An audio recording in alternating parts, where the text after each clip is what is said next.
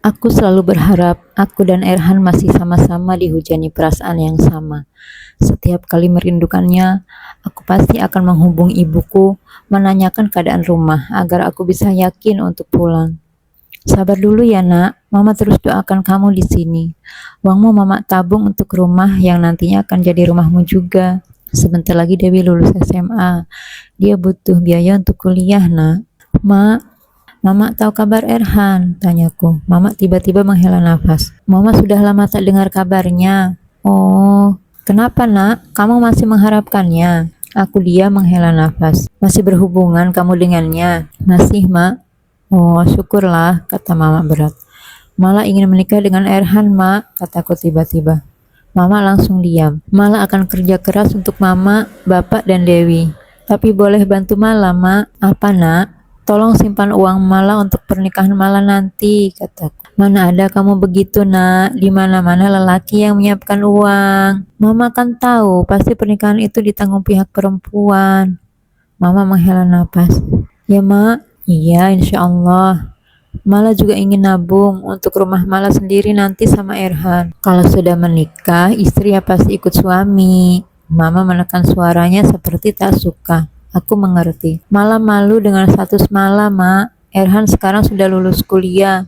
Setidaknya jika Mala punya uang banyak, sudah punya rumah, keluarga mereka tidak akan memandang sebelah Mala, Mak. Ya, Mak? Iya, iya. Terima kasih ya, Mak. Mama jaga hubungan baik sama keluarga Erhan ya, Mak. Iya, yang penting kamu sehat di sana. Gak usah pikirin macam-macam. Nanti kamu sakit. Iya, Mak. Aku jatuh karena cinta. Karena sejak ku bekerja, hanya Erhan satu-satunya lelaki yang menganggapku ada. Memikirkannya bukan lagi tentang masa depan di dunia, melainkan juga surga yang akan kami isi bersama. Aku tak tahu banyak apakah Erhan juga jatuh dalam cinta yang sama besarnya denganku. Yang jelas, setelah dia membalas emailku, harapan itu terbuka nyata. Erhan tak memberikan penolakan meski belakangan dia sangat jarang membalas pesanku. Tapi cinta dan harapanku masih besar untuknya. 3 tahun berlalu aku bekerja mengasuh Mahira. Bayi yang dulu selalu kutimang, kini sudah bisa berjalan bahkan mencoba berlari. Suaranya nyaring terdengar, doa-doa pendek sedikitnya dihafalkan.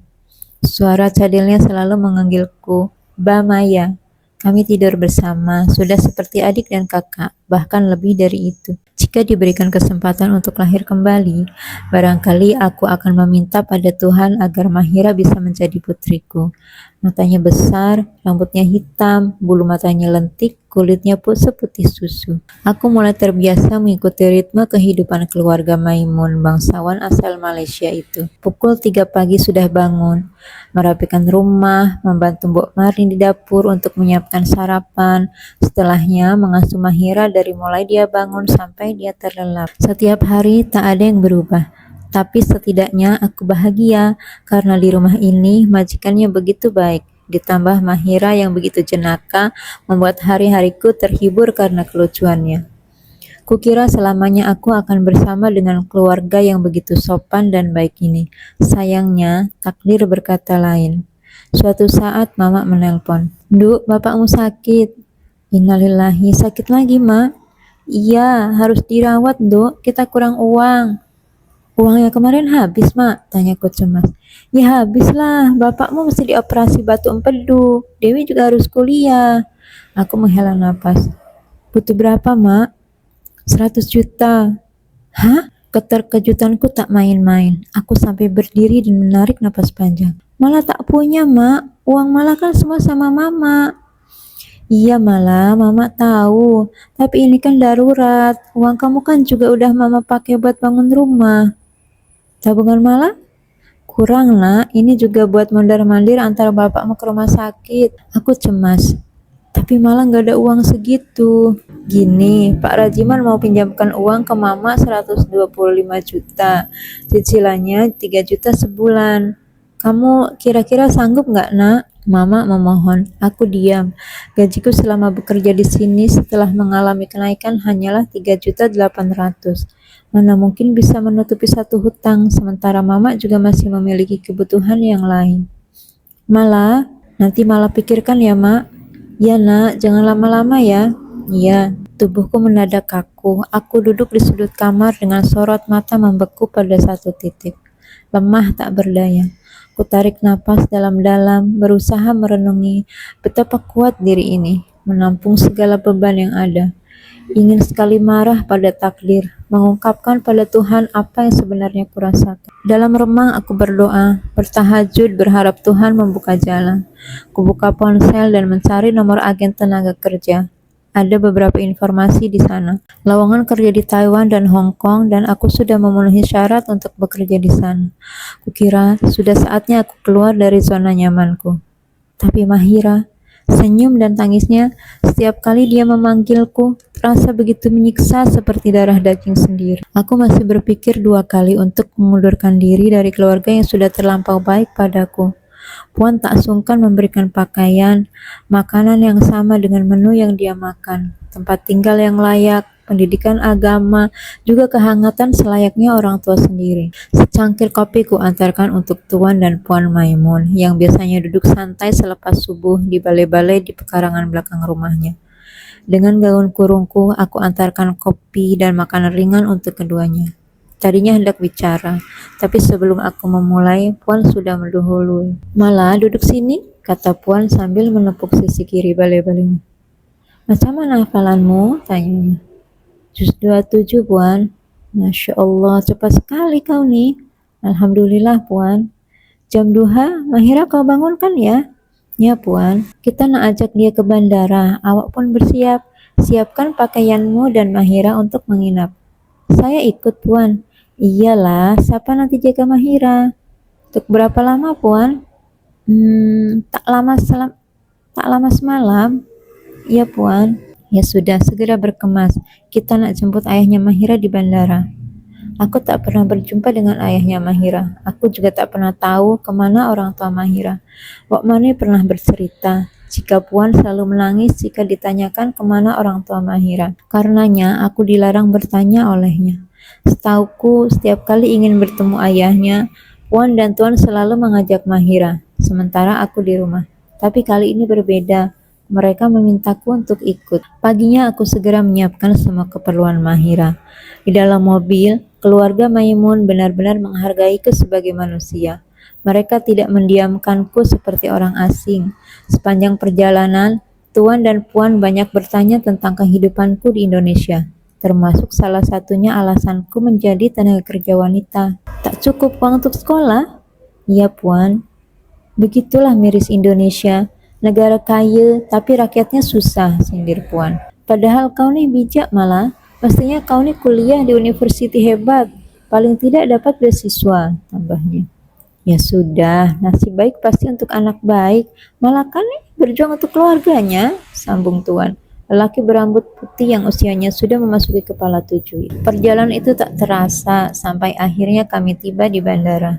Dengan mengenakan pakaian kurung yang dihibahkan Puan untukku, aku menimang Mahira, mengajaknya bermain, sampai tak lama seorang lelaki dengan tubuh tegap, tinggi, mengenakan jas abu-abu dengan kemeja putih di dalamnya tanpa dasi, melambaikan tangan ke arah Tuan dan Puan. Lelaki itu datang bersama seorang wanita yang terlihat begitu anggun.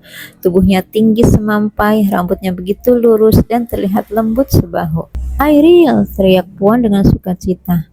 Kukira dirinya adalah salah satu anak dari Puan dan Tuan, yang juga ayahnya Mahira. Tapi jika diperhatikan seksama, wajahnya yang tegas dengan alis mata yang tebal, kulit kuning langsat dengan rambut tipis yang menghiasi pipi dan mulutnya, sama sekali tak pernah kulihat di deretan foto-foto keluarga Puan dan Tuan. Begitu pula dengan wanita yang dibawanya. "Assalamualaikum ayah, bunda," serunya pada Puan dan Tuan. Dia menciumi punggung tangan Puan dan Tuan. Setelahnya matanya berkeliling. "Gimana Mahira, bunda?" tanyanya. "Itu anak ayah," serunya. Lelaki yang sepanjang waktu tak pernah kulihat sebelumnya itu mendekat. Saat dia hendak meraih Mahira dari tanganku, Mahira menangis. "Oh, sama ayah ini nak," katanya. Aku melepas Mahira agar dia mau berjalan, tapi dia semakin histeris ketakutan. Sudah, namanya juga anak-anak.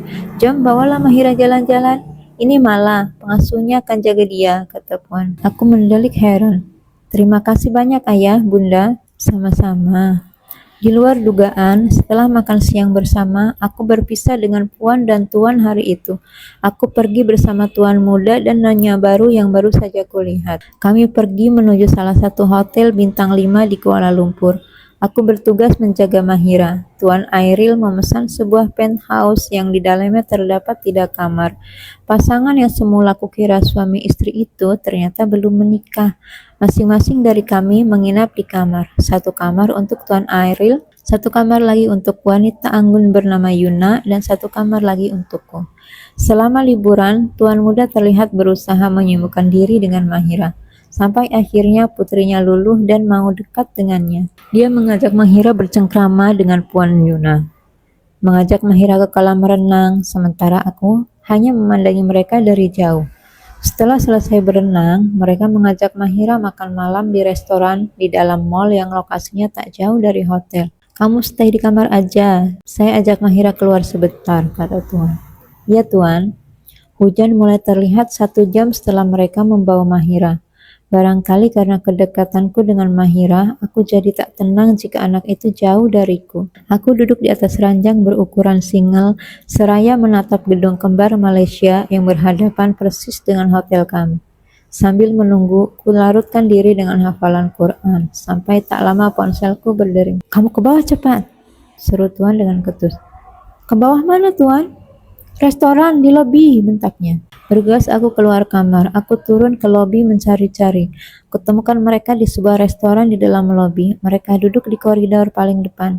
Wajah Tuan dan Puan Yuna begitu panik sementara Mahira menangis. Aku segera berlari mendekat. Ada apa Tuan? Ada apa Tuan? Seruku sambil meraih Mahira. Tubuh Mahira ruam merah, katanya. Aku mendelik dan mendadak cemas, lupa memberitahu mereka jika Mahira alergi laktosa. Tuan berikan Mahira susu. Ya, hanya milkshake, seru Puan Yuna. Mahira alergi laktosa, Tuan. Dia punya susu khusus, tambahku. Di dalam kamar aku dimarahi. Lelaki berparas Melayu itu membentakku karena tak memberitahu dia perihal alergi yang dialami Mahira. Semisal putriku kritis, aku takkan maafkan awak. Maaf Tuan, lirihku. Sudah Laril, dia sudah mengakui kesalahannya. Bentakan Tuan Airil seperti guntur di siang bolong, menciptakan buih-buih ketakutan dalam jiwaku. Semestinya semua tak terjadi. Ini salahku dan kuakui ini kelalaianku. Namun, bentakan itu membuatku semakin yakin untuk segera mengundurkan diri dari keluarga yang telah kuanggap keluarga sendiri ini. Akhirnya, amarah Tuan mudah membuatku terasa asing. Aku merasa bentakannya adalah jawaban dari Tuhan atas kegampangan yang terjadi padaku. Setelahnya, aku hanya menahan diri dalam rasa malu dan ketidaknyamanan. Sampai akhirnya liburan itu selesai, dan Mahira dikembalikan ke nenek dan kakeknya. Setelahnya, aku berdiam diri di kamar, merasa mantap dengan pilihanku untuk mengundurkan diri, karena ada beban besar di pundak yang harus kutanggung.